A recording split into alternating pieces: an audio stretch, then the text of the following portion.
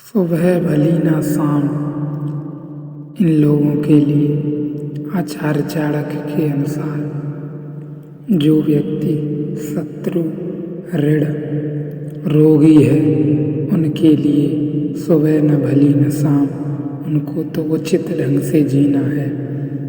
आचार्य चाणक्य के अनुसार शत्रु को कभी छोटा, कमजोर नहीं समझना चाहिए।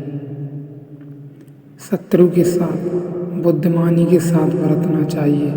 और आचार्य कहते हैं जब शत्रु क्रोधित हो तब तुम शांत रहो, और जब शत्रु शांत हो तो तुम क्रोधित, जिससे कि वह न जान सके कि है कमजोर नहीं बल्कि बहुत मजबूत है।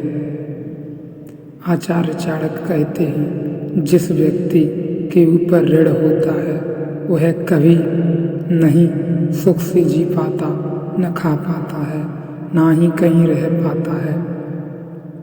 जिस तरह से एक नींद से जगा हुआ आदमी दोबारा नींद में नहीं सो पाता, उसी प्रकार उससे भी बेहतर यदि कर्ज है हमारे ऊपर तो हम किसी भी हाल में सुखी नहीं हो सकते, चिंता मुक्त नहीं हो सकते।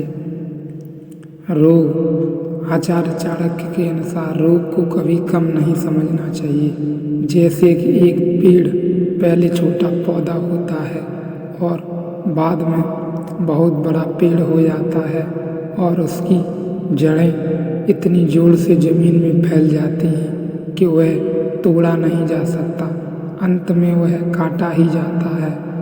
ठीक इसी प्रकार यदि रोग हमारे शरीर में अधिक समय तक फैल गया तो फिर वह हमारे अंत का कारण बनेगा। इसलिए हमें रोग को कभी कम नहीं समझना चाहिए। एक बार जब आप किसी पर काम करना शुरू कर देते हैं तो फिर असफलताओं से मत डरो, इसे मत छोड़ो। जो लोग ईमानदारी से काम करते हैं वे सबसे ज़्यादा खुश होते हैं। धन, मित्र और राज्य तो वापस मिल सकता है, लेकिन यह शरीर खो जाने पर फिर कभी प्राप्त नहीं हो सकता। विनम्रता आत्मनियंत्रण के मूल में है।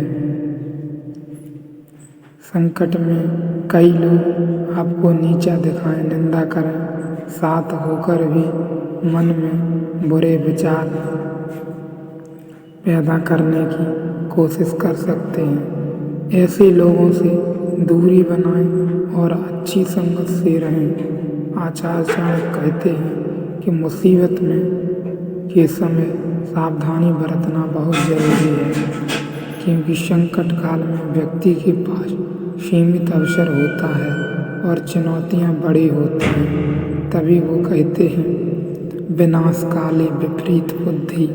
यदि संकट में व्यक्ति अपनी बुद्धि को यथाचित शुद्ध एवं सही ढंग से नहीं रख पाता है तो वही उसके विनाश का कारण बन जाती है, वही उसके विपरीत हो जाती है।